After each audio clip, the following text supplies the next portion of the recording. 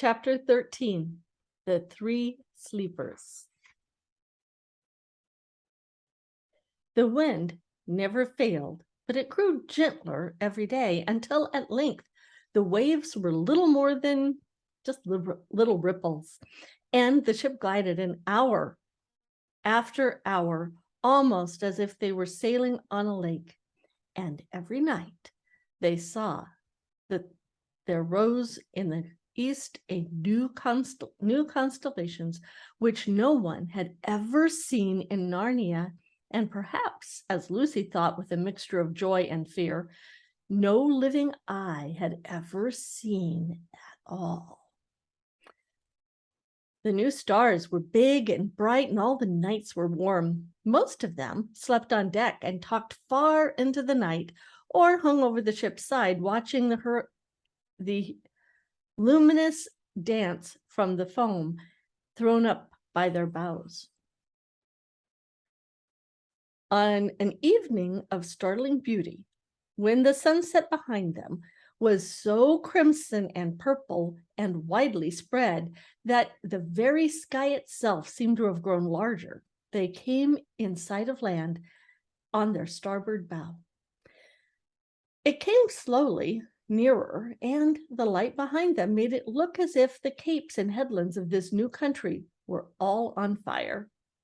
But presently they were sailing along its coast, and its western cape now rose up astern of them, black against the red sky and sharp as if it were cut out of cardboard, and then they could see better what this country was like.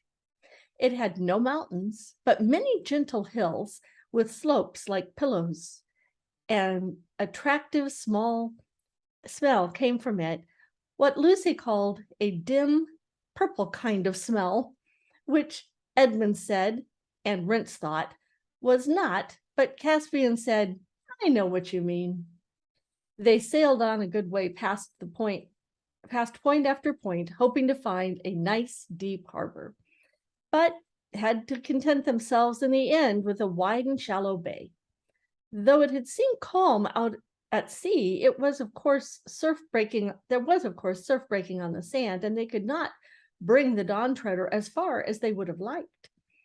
They dropped anchor a good way from the beach and had a wet and tumbling landing in the boat. The Lord Roop remained on board at the Dawn Treader. He wished to see no more islands.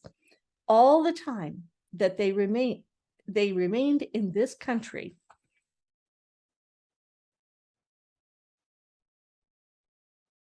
the sound of the long breakers was in their ears. 2 men were left to guard the boat, and Caspian led the others inland, but not so far because it was too late for exploring and the light would soon go. But there was no need to go far to find an adventure. The level valley, which lay at the head of the bay, showed no road or track or other signs of habitation. Underfoot was fine, springy turf, dotted here and there with low bushy growth, which Edmund and Lucy took for heather. Eustace, who was really rather good at botany, said it wasn't. He said, and he was probably right, but it was something of very much the same kind. When they had gone less than a bow shot from the shore, Drurian said, "Look, what's that?" And everyone stopped. "Are they great trees?" said Caspian. "Towers, I think," said Eustace. "It might be giants," said Edmund in a lower voice. "The way to find out is to go right in among them," said Reepicheep, drawing his sword and pattering off ahead of everyone else. "I think it's a ruin," said Lucy when they had got a good deal nearer, and her guess was the best so far. What they now saw was a wide oblong space flagged with smooth stones and surrounded by gray pillars, but unroofed. And from end to end, it ran a long table laid with rich crimson cloth that came down nearly to the pavement. At either side of it were many chairs of stone richly carved with silver cushions up to the seats. But on the table itself, there was set out such a banquet that had never been seen, not even when Peter the High King had his court in Cair Paravel. There were turkeys and geese and peacocks. There were boar's heads and sides of venison. There were pies shaped like ships, under full sail, or like dragons and elephants. There was ice puddings and bright lobsters and gleaming salmon. There were nuts and grapes and pineapples and peaches and pomegranates and melons and tomatoes. There were flagons of gold and silver and curiously wrought glass, and the smell of the fruit and the wine, oh, how toward them like a promise of all happiness. I say, said Lucy. They came nearer and nearer, all very quietly. But where are the guests? Said Eustace. We can provide that, sir, said Rince. Look, said Edmund sharply. They were actually within the pillars now and standing on the pavement. Everyone looked where Edmund had pointed. The chairs were not at all empty. At the head of the table and in two places beside it, there was something, or possibly 3 somethings. What are those? Asked Lucy in a whisper. It looks like 3 beavers sitting at the table. Oh, that's a huge bird's nest, said Edmund. It looks more like a haystack to me, said Caspian. Reepicheep ran forward, jumped on the chair, and thence onto the table and ran along it, treading his way as nimbly as a dancer between jeweled cups and pyramids of fruit and ivory salt cellars. He ran right up to the mysterious gray mass at the end, peered, touched, and then called out, "These will not fight, I think." Everyone now came closer to see.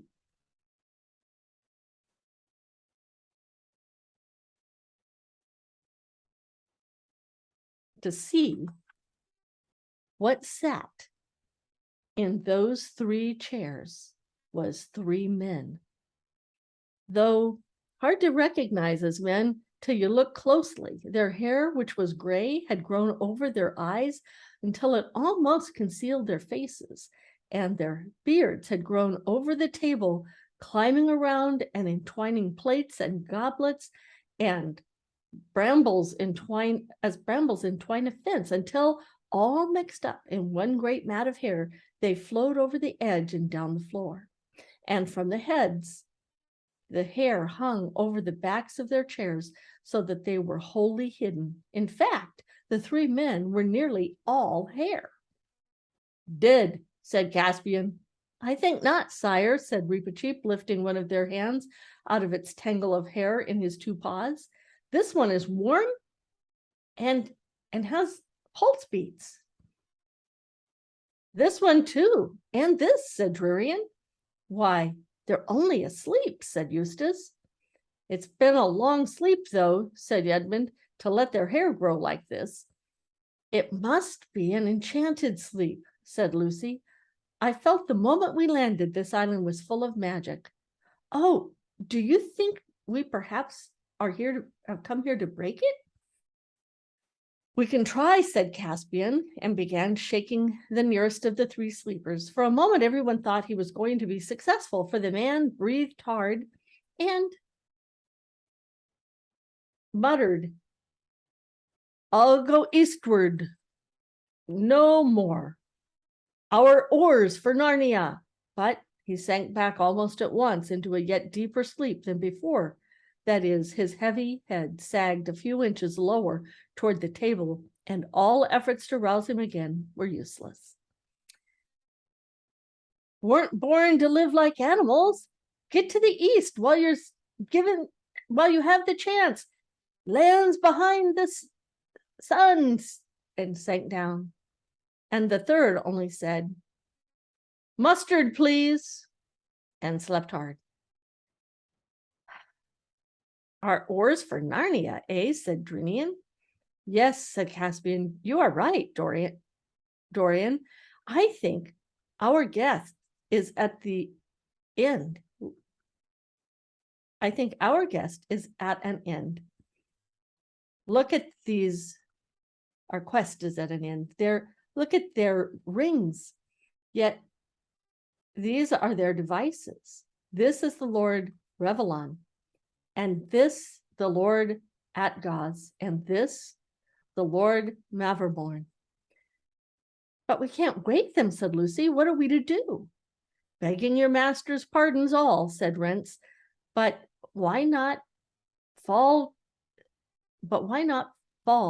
to while you're discouraging it? We don't see a dinner like this every day. Not for your life, said Caspian. That's right, said several of the sailors. Too much magic about here. The sooner we're back on board, the better.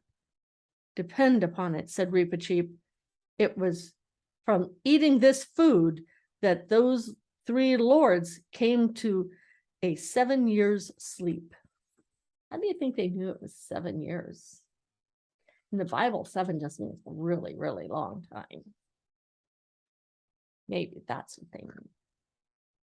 I wouldn't touch it to save my life, said Drinian. The light's going uncommon quick, said Rena. Back to the ship, muttered the man. I really think, said Edmund, they're right. We can decide what to do with these 3 sleepers tomorrow. We daren't eat the food, and there's no point of staying here for the night. The whole place smells of magic and danger. I am entirely of King Edmund's opinion, said Reepicheep, as far as concerns the ship's company in general, but I myself will sit at this table till sunrise. Why on earth, said Eustace. Because, said the mouse, this is a very great adventure, and no danger seems to me so great as that of knowing when I get back to Narnia that I left a mystery behind me through fear. I'll stay with you, Reep, said Edmund. And I too, said Caspian. And me, said Lucy. And then Eustace volunteered also. This was very brave of him, because never having read of such things or even heard of them until joining the Dawn Treader made it worse for him than for the others. I beseech you, your majesty, began Drinian. No, my lord, said Caspian, your place is with the ship, and you have a day's work while we've 5 have idled. There was a lot of argument about this, but in the end, Caspian had his way. As the crew marched off to the shore in the gathering dusk, some of the 5 watchers, except perhaps Reepicheep, could avoid a cold feeling as much in the stomach. They took some time choosing their seats at the perilous table. Probably everyone had the same reason, but no one said it out loud, for it really was rather a nasty choice. One could hardly bear to sit all night next to those 3 terribly hairy objects, which, if not dead, were certainly not alive in the ordinary sense. On the other hand, not to sit at the far end so that you would see them less and less as the night grew darker and wouldn't know if they were moving, and perhaps wouldn't see them at all by about 2 o'clock. No, it was not to be thought of. So they sauntered around and around the table saying, what about here? Or perhaps a little bit further on, or why not on this side? Till at last they settled down somewhere about the middle, but nearer to the sleepers than to the other end. It was about 10 by now.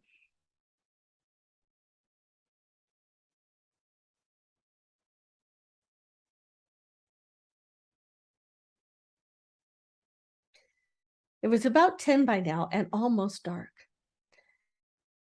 Those strange new constellations burned in the east. Lucy would have liked it better if they had been the leopard and the ship, or other old friends in the Narnian sky. They wrapped themselves in their sea cloaks and sat still and waited. At first, there was some attempt to talk, but it didn't come to much. And they sat and sat. And all the time, they heard the waves breaking on the beach.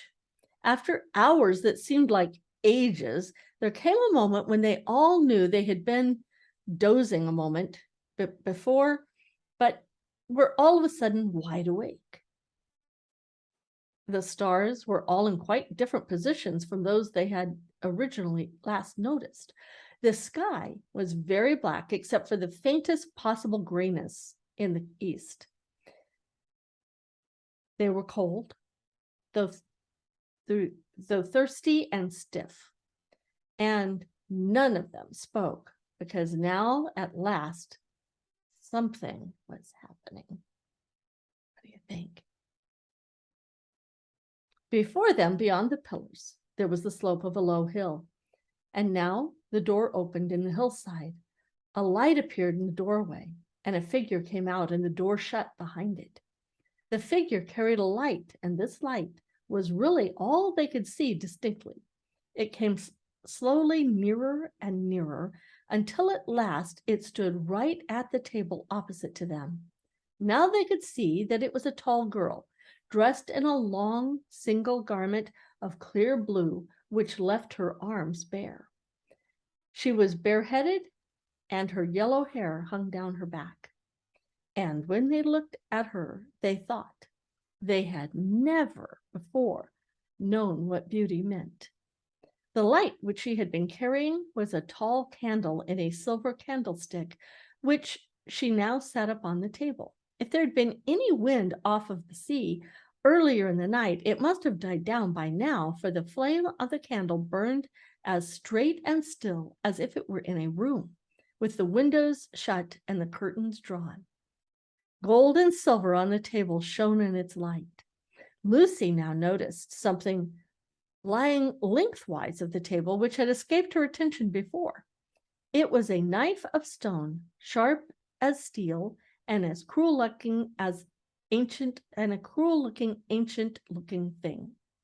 No one had yet spoken a word. Then Reepicheep first and Caspian next. They all rose to their feet because they felt like she was a great lady.